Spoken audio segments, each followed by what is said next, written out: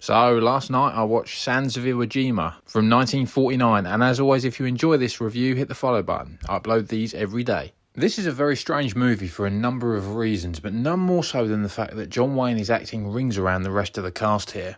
I'm still not convinced he's as good as he is in She Wore a Yellow Ribbon from the same year, but this is undoubtedly an excellent performance, and clearly the Academy thought so too, as he was nominated for an Oscar for this movie. Wayne's excellent performance as Stryker aside, this is a very formulaic and frankly dull war movie.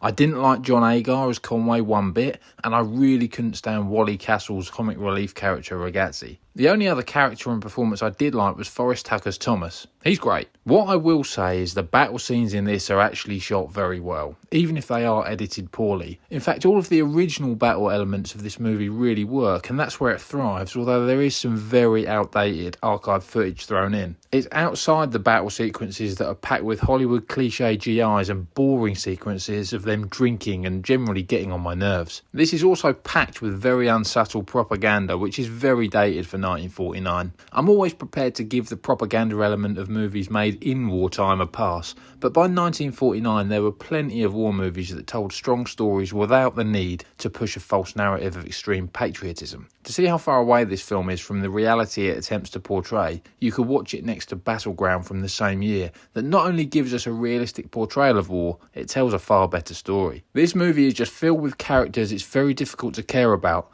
and subplots that are uninteresting. Even Wayne's Stryker has a backstory that they flirt with throughout but never really flesh out, and then at the end they try and get an emotional payoff from it. So we're back to where we started, a movie I would only recommend because of a great John Wayne performance, but where that's pretty much all it offers, which is a real rarity, but Wayne had a particularly strong year in 1949. I'm going to give this a 2.5 star.